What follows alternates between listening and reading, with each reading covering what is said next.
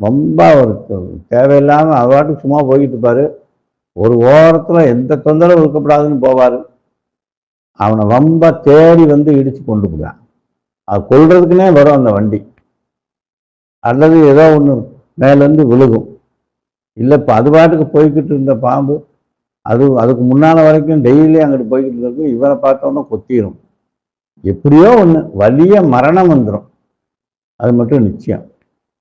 அதாவது இருதய ரேகை, புத்தி ரேகை, ஆயுள் ரேகை, இந்த மூணும் ஒன்று சேர்ந்தா இப்படி நடக்குமா?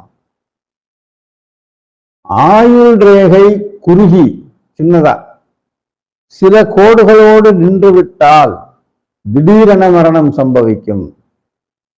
புத்தி ரேகை அதிகமாக வளைந்து சந்திரமேட்டின் நடுவில் நின்றால் அசாத்திய புத்தியும் அளவுக்கு மீறிய சிந்தனைகளும் சஞ்சல சித்தமும் தற்கொலை எண்ணமும் உண்டாகும். அல்லது சில பேர் இந்த கூலிக்கு போய் கொலை செஞ்சுட்டு வரான்ல, அவனுக்கெல்லாம் இந்த மாதிரி அமைப்பு இருக்கும். சனி செவ்வாய் மேடுல ஒரே மாதிரியான ரேகை இருக்கும். அப்படி இருந்தாலே அந்த வேலையில இறங்கிடுவான். கூலிக்கு போய் கொண்டுட்டு வரேன் அப்படின்னு போயிடுவான்.